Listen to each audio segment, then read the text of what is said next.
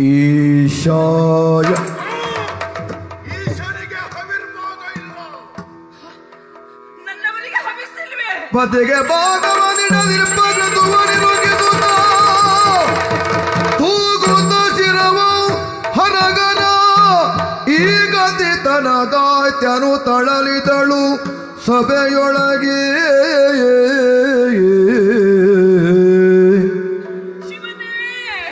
ಎದಕ್ಕೆ ಬಂದೆನು ನಾನಿ ಪಾತಕಿ ಮಾಡುವ ಯಜ್ಞಕ್ಕೆ.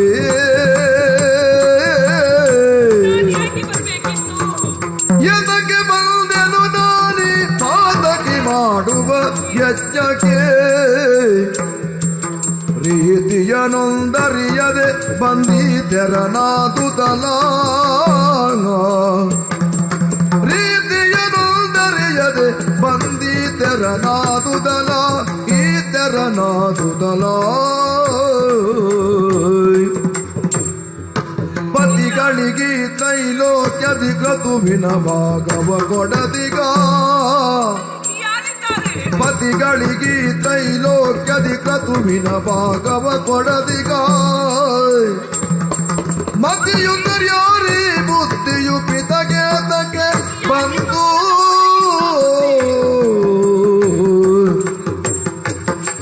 ಎದಕ್ಕೆ ಬಂದೆನು ನಾನಿ ಪಾತಕಿ ಮಾಡುವ ಯಜ್ಞಕ್ಕೆ.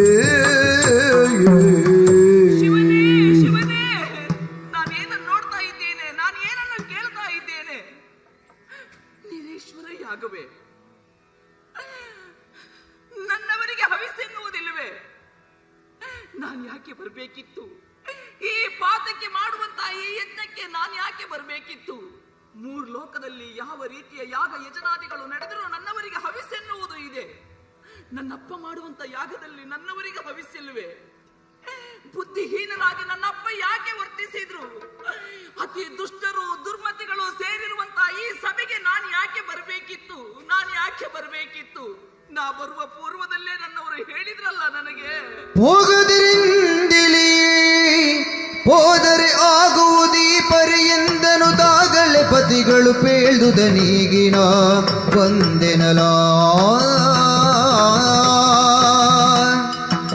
ಹೋಗದಿರಿಂದಿಲಿ ಹೋದರೆ ಆಗುವುದೀ ಪರಿಯೆಂದರು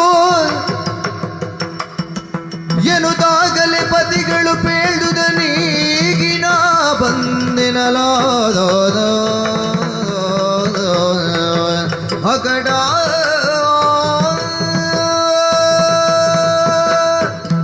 ಅಪ್ಪ ಮಾಡುವಂತ ಯಾಗಕ್ಕೆ ನಾನು ಹೋಗಬೇಕು ಅಂತ ನನ್ನವರಲ್ಲಿ ಹೇಳಿದಾಗ, ಬೇಡ ಗೌರಿ ನೀನು ಹೋಗುವುದು ಹೇಳಿಕೆ ಕೊಡ್ಲಿಲ್ಲ ಅಂತ ಆದ್ರೆ ದ್ವೇಷದಿಂದಲೇ ಯಾಗವನ್ನು ಮಾಡ್ತಾ ಇದ್ದಾನೆ ನಿನ್ನಪ್ಪ.